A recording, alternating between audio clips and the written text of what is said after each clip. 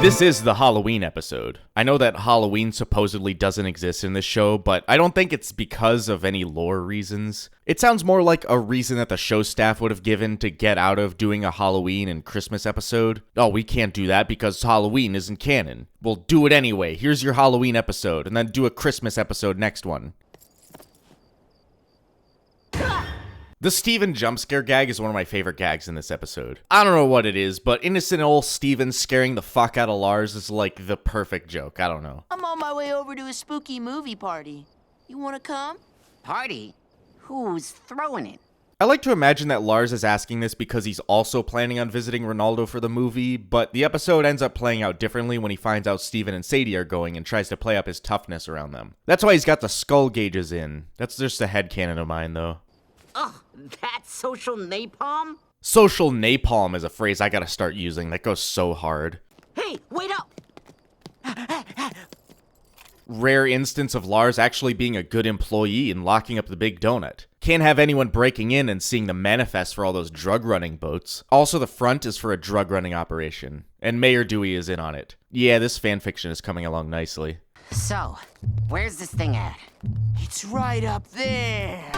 Super nitpick, but the way this scene is blocked, Steven is pointing into the sky over the ocean. The hill with the lighthouse should be behind him, like this. Look at this wacky costume combination. He's got the Phantom of the Opera mask, Dracula's cape, werewolf gloves, stitches like Frankenstein's monster, and maybe a suit like the Invisible Man, but I'm not 100% on that one. Come on, who owns this lighthouse? I'm questioning it even more now that I see there's a mailbox outside. Someone lived here at one point, but not anymore? I'm so confused. Lars? Oh, what are you doing here? This kind of pokes a hole in my idea that Lars was originally planning on coming here. Damn, that fanfiction is falling apart. Ronaldo, right? Yeah, I'm Sadie. Nice to finally officially meet you. Ain't no way that Sadie and Ronaldo lived in this tiny-ass beach city for their whole lives and never officially met. That just doesn't happen. In a town this small, you'd meet everyone within a week. Steven, you're friends with Lars? Yeah, isn't everybody?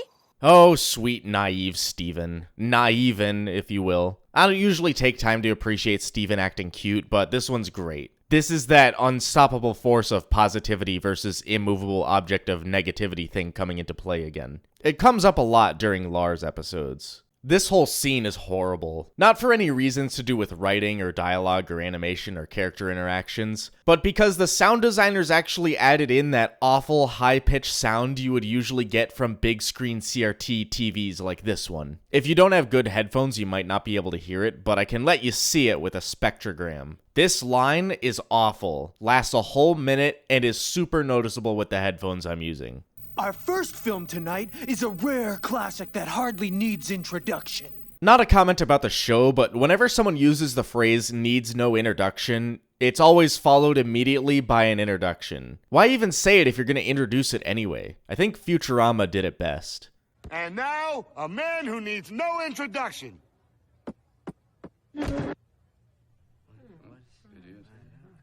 Ronaldo has a lot of posters and shit in the lighthouse, but this one in particular really freaks me out. I can't quite wrap my head around it. Psychic duck? Is that a duck bill, or is that a guy with a really fucked up nose and eyes? Whoa, man, take it down a notch. Ronaldo recoils when Lars lifts his hand here, making me think that Lars used to beat the shit out of him or something. Or someone beat the shit out of Ronaldo. I bet all you Ronaldo haters wanted to hear something like that. Can I see the box? Whoa, in this cut you actually see Evil Bear eat the hermit's leg. Ha! This is an early look into Sadie's fascination with horror media. That's a through line for her that goes all the way to future. Oh, is this gonna be a bit much for him? I can handle it. This joke has a couple layers. The first being the obvious one that Steven, in fact, cannot handle Evil Bear 2. Secondly, Steven's still banned from TV. He's just respecting the punishment he was dealt. Hey, it was just getting good. What's going on? Probably just a fuse. Now I get to ask where the lighthouse was getting power in the first place. Part of me has to conclude it was the gem, but if it's not, that leaves some questions. There's no power line running up the hill, and I'm no lineman, at least not professionally, but I know you wouldn't bury a power line to reach a building this far from the road. Not to mention how rocky this hill is. I doubt it would be realistic to bury a line. I don't even think the lighthouse has running water. It's higher than the water tower, so water couldn't reach it even if it was hooked up. Or maybe it's a ghost? This is not the first time that Ronaldo jumps to the weirdest conclusion and almost gets it right. It's a gem ghost, but it's still haunting the lighthouse. He's right on a technicality, the best kind of right. Lars's skull gauges glow in the dark during these scenes. Kinda neat. As a skeptic of mortality, I've long suspected that this place might be haunted. What the fuck is a skeptic of mortality? What does that even mean? Like, you don't believe that people die? Or that it's possible that something can live forever? I mean, in this world, they can. They're called gems. Skeptic of mortality, though, you can't just say you believe in an afterlife because that would encompass, like, all religions.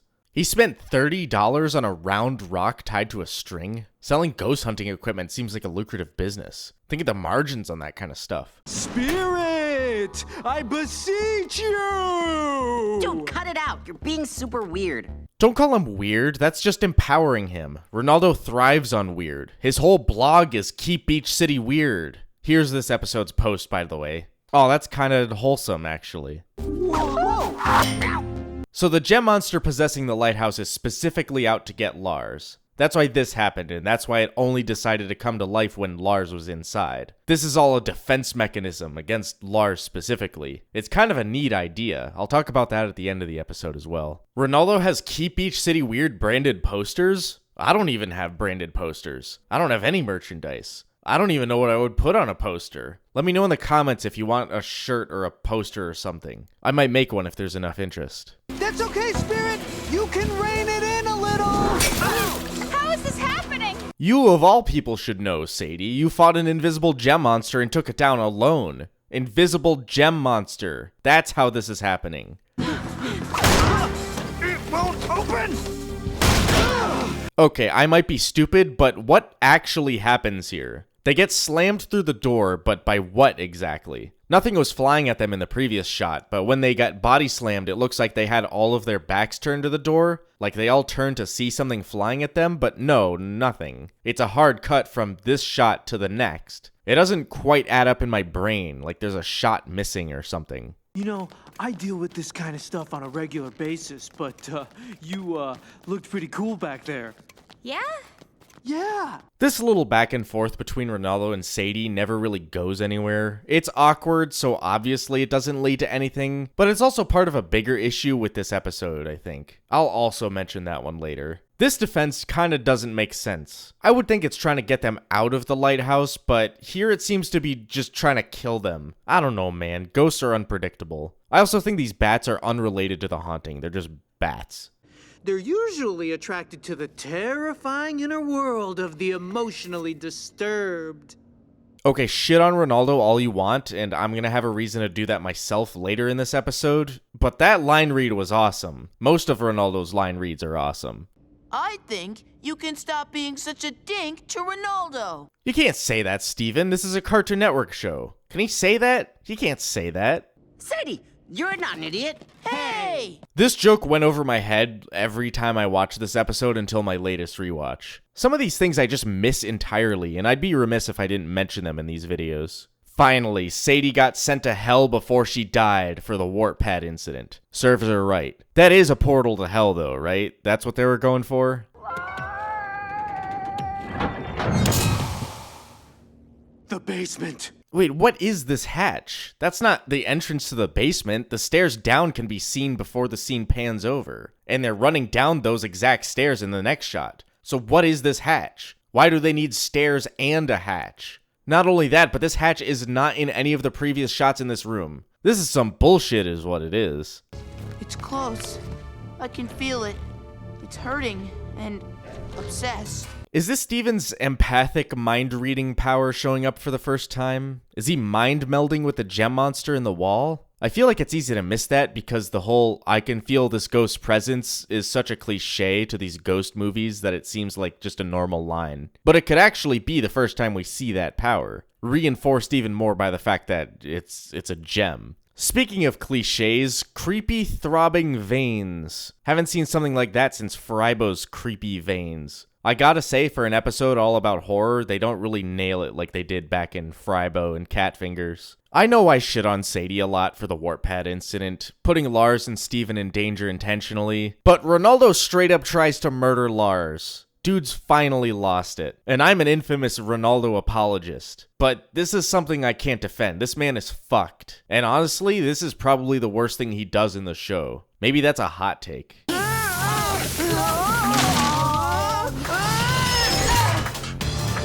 This is actually crazy the way this is set up. If Steven didn't use his bubble right here, they would have had their heads bitten off, straight up. Okay, maybe this episode does get to that Frybo and Catfingers level. This is the perfect clubhouse for the Beach City Explorer Club!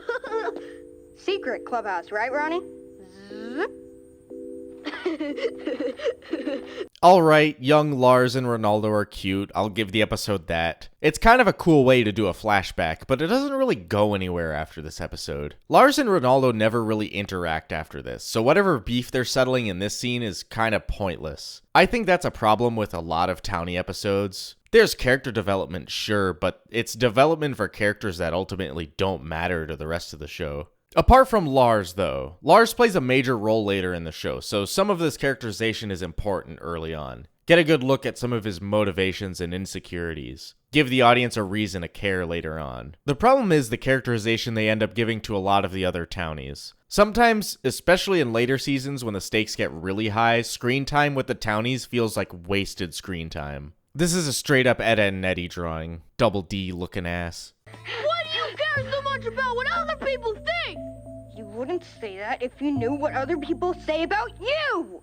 Huh? This is like the weirdest line. I don't know what point he's trying to make here. That people make fun of Ronaldo? Ronaldo is like the poster child for not caring what other people think. I don't know if young Lars is just dumb and rude and doesn't know what he's talking about, or if this is just a bad line. Either way, young Lars is an asshole, which is the whole point.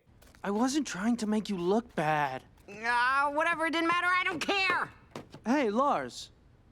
Take it down a notch. This episode is good character development for Lars, and not too much else. Character development doesn't always have to be a massive, earth-shattering revelation or a total change in direction for a character. Lars is the kind of character that needs to be chipped away at slowly. Other characters have tried to get into his head and failed. Haha, we'll get to Steven doing that literally in a few seasons. The cracks in the armor are showing, though. They show a bit more each time we get a Lars-focused episode. But I can't help but think that this episode, giving Ronaldo so much character development, is kind of wasted potential. This history between Lars and Ronaldo never really goes anywhere. In fact, this characterization that Ronaldo gets here kind of gets erased in later episodes. Like his character takes several steps backward, which is shocking to hear coming out of my own mouth when I just watched Ronaldo commit attempted murder. Aside from all that, making a haunted house actually be a gem monster is a really cool idea. Everything we've seen about gem magic allows for all this to happen, so the moment Steven finds the gem in the wall, the audience is like, oh yeah, gem magic, that makes sense. This one is good. Not fantastic, but better than a lot of what this show has to offer. And probably the best Ronaldo episode. And if you want to see new episodes a week before they premiere on YouTube, you can subscribe to my Patreon for just a couple bucks.